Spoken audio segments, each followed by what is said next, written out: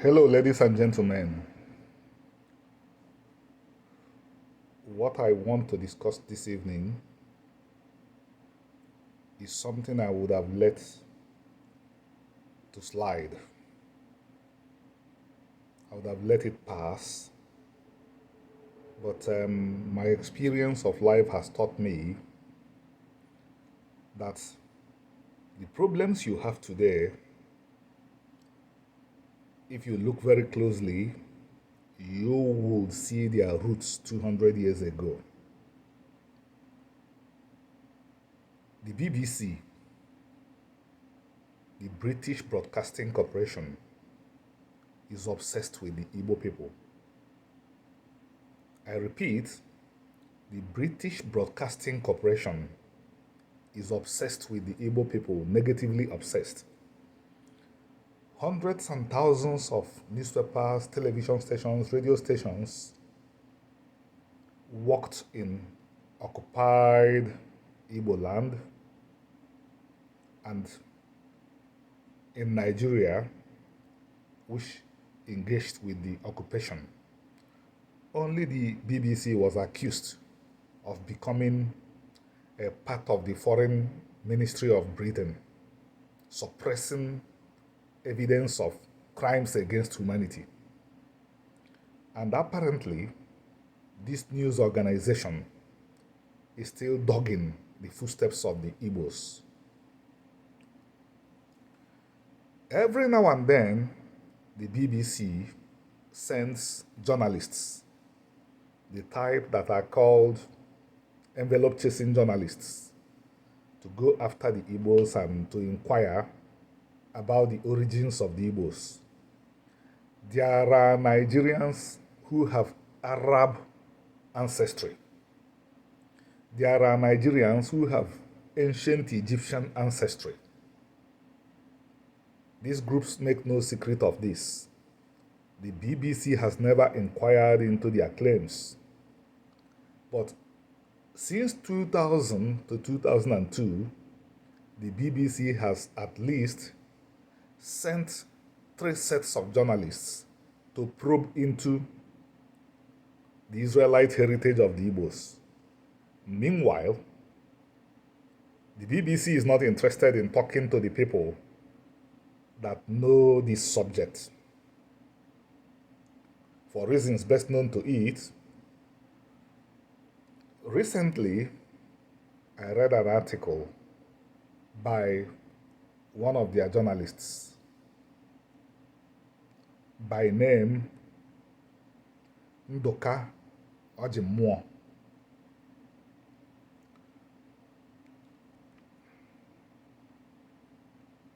He cited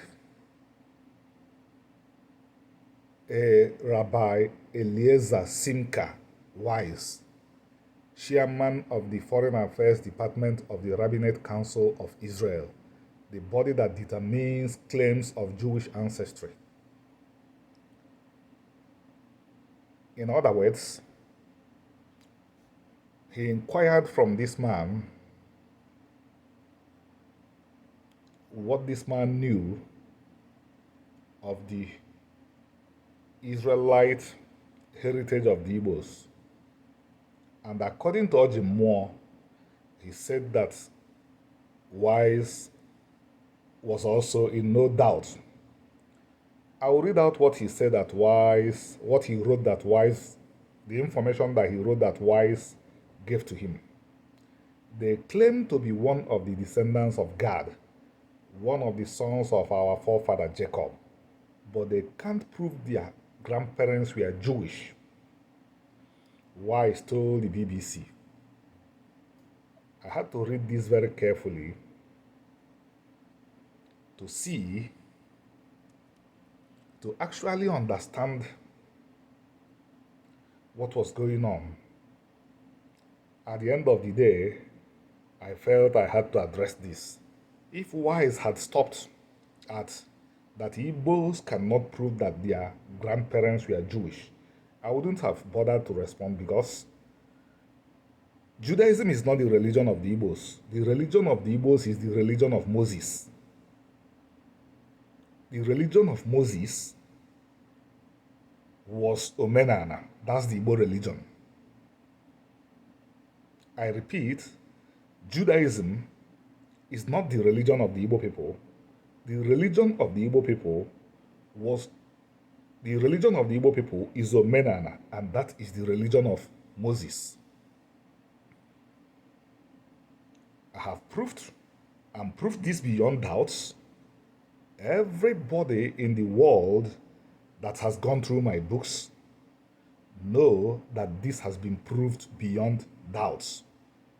But Weisz went beyond his position that the Igbos cannot prove that their grandparents were Jewish, which is a fact. He went on to say, and the customs they speak of, you can find people all over the world who have Jewish practices. Of course, this is patently false, but I don't expect Weisz to know this. Weisz is not a scholar of religions. Not the Israelite culture found in the Igbo traditions. It's not found everywhere in the world. I am ready to have a discussion with him over this matter. The Israelite culture found in the Igbo culture is not found everywhere in the world. This canard, I've read it more than once, that Israelite culture is found everywhere, because when he says Jewish, I know he means Israelite. And I'm saying that it's not found everywhere in the world. So, I decided to make this video to put the record straight. Makada mama. This generation of Igbos may be lax about their identity. And my responsibility is to do what I am supposed to do. I may have Igbos who would come and attack me for making this video, because as far as they are concerned, it is not important. But if they were in the right place, the Igbos would not have scattered to all countries in the world. A people with 16,000 square miles of territory looking for visas to Mongolia, Tibet, Vietnam, Laos, Cambodia.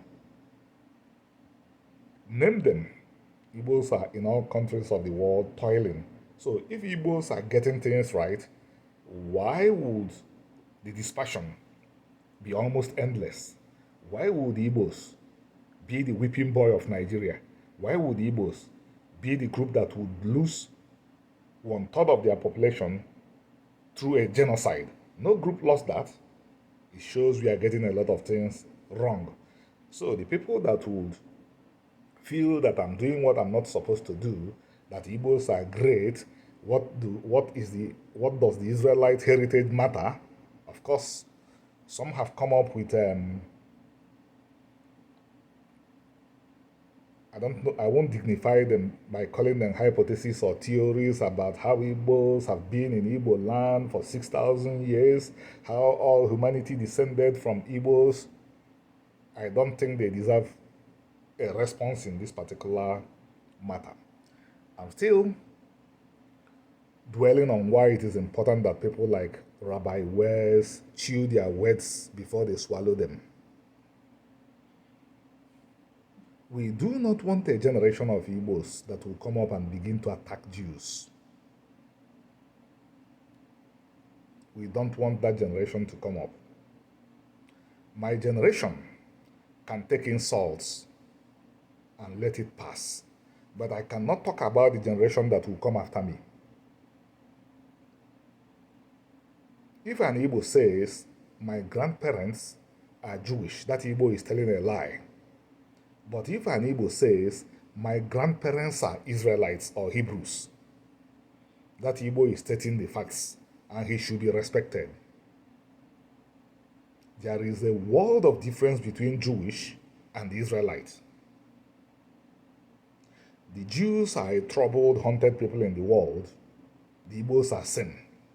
It is not right for both peoples to treat one another as enemies. It is clear to me, it may not be clear to people like Rabbi Weisz, that if the Jewish people had been cut off from their Israelite heritage, they would not have founded the modern state of Israel. And this is the struggle that Igbos are engaged in today. I'm talking about Igbos who know their right from their left, not just every Igbo. So don't put obstacles in the way of those Igbos. If the BBC approaches you to inquire about the Israelite origins of the Igbos, tell the BBC to meet the people that are actually engaged in studies of this nature. I will present some of the books I've written on this subject.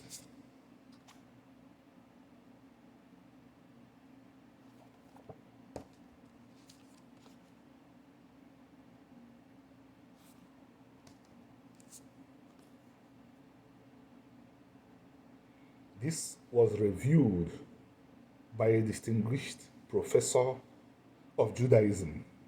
You need to go to Amazon and look at his review. This was not my effort. This was by Dr. Daniel Eliezer, a Swiss-Israeli anthropologist. This details my movement from Israel to what became Igbo land.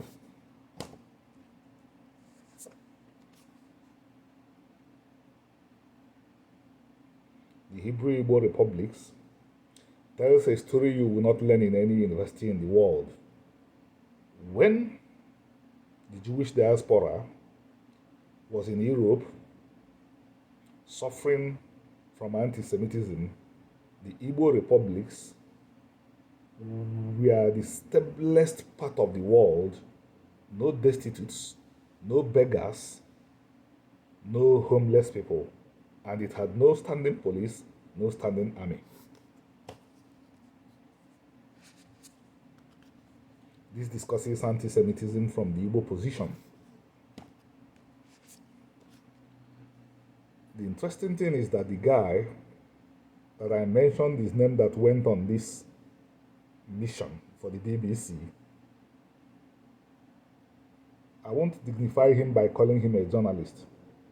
Because if he had made any effort, he would have known that no verifiable DNA study of the Igbos noted that Igbos don't have genetic links to the Israelites.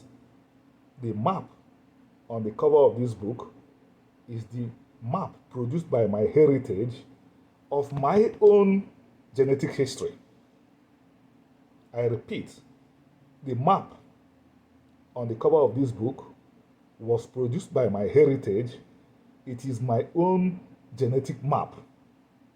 Iraq is there, Israel is there, Abraham was born in Iraq, Jacob lived in Israel. If the Igbos do not have links to Israel, what are my genes doing in these locations? But the lazy guy sent by the BBC wanted sensationalism, and he will get it.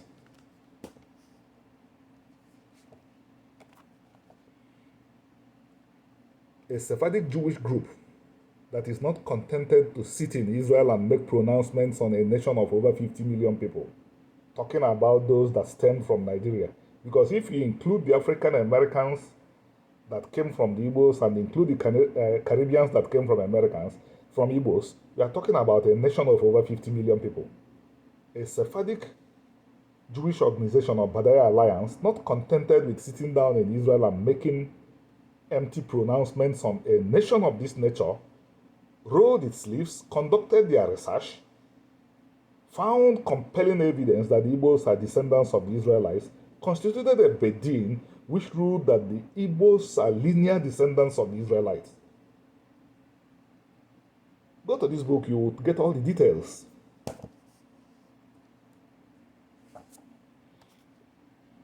If these people will stop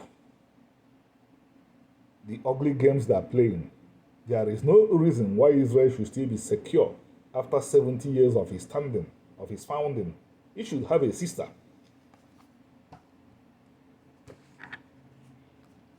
This talks about the Igbo republics when it existed without police, without army, and still had no destitute, no crime, no prostitutes. Interestingly, our friend said that the customs are found everywhere. Outside Igbo land today, which entity that comes out of Israel or claims that it came out of Israel remembers the Netinim, those people that served in the places of worship in Israel? Outside the Igbo community, who remembers them? But they are alive and well in the Igbo community as Osu. This also talks about it. So my words, ladies and gentlemen, is I'm uprooting a problem which will manifest in the future. We don't want a generation of Igbos to grow up and begin to say that Jews did not come from Israel. That's not going to be helpful to anybody. So Jews should also shoe their words. They should, if they don't want to study the Igbos, that's okay. But they should recuse themselves and say, we don't know, because they don't actually know. The ones that know are speaking up, like the members of Obadiah Alliance, like Yeremiah and Zig, who went on television recently and said that the anti-Semitism that the world is talking about is what the Igbos are suffering in Nigeria. Seconding what Professor Walter Isaac, a graduate of Yale, wrote in an academic article where he said that Igbos suffer anti-Semitism and racism at the same time. They should talk to Jews. If they don't want to talk to Igbos, they should talk to Jews like Michael Levin, who studies day and night with the Igbos, who believes that the religion of the Israelites is Omenana. Judaism is a development from that religion. Thank you. Have a nice day.